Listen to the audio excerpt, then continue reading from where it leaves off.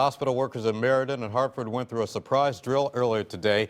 The point was to see how well they could handle an emergency situation now that the state has ordered that all hospitals be prepared to handle possible Ebola cases. News 8's Brian Spiros has more. Inside this ambulance is a possible Ebola patient, but it's all part of a drill.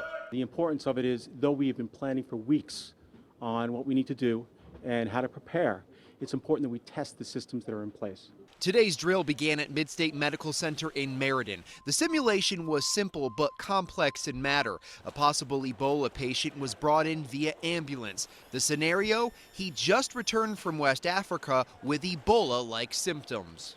We're going to take a patient in, stress the infrastructure, stress the staff, make sure that what we think we have in place is actually happening across the system.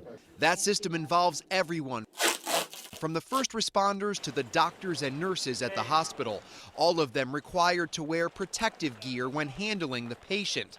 Supervisors were monitoring the entire situation, paying close attention to every detail.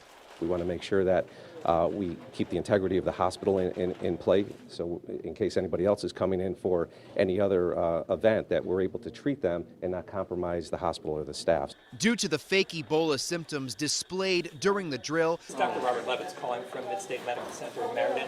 Staff decided to transfer the patient to Hartford Hospital, a decision that's usually part of a system protocol based on the situation. The goal is to learn from the drill, but weeks of planning have put Connecticut hospitals ahead of many others in the region. We are prepared beyond what the CDC would recommend. And that was News 8's Brian Spiros reporting. Meantime, a West Haven family has been quarantined in their home amid Ebola concerns. They just returned from a trip to West Africa some 5 days ago. They have been ordered to stay in their home for 21 days as a precaution. The mayor says no members of that family have shown any Ebola-like symptoms. They have to stay within their home for 21 days. Our health department make sure they have enough food and that they're all set in that manner. And basically that's it. 3 other people have been quarantined in the state. 2 of them are Yale students.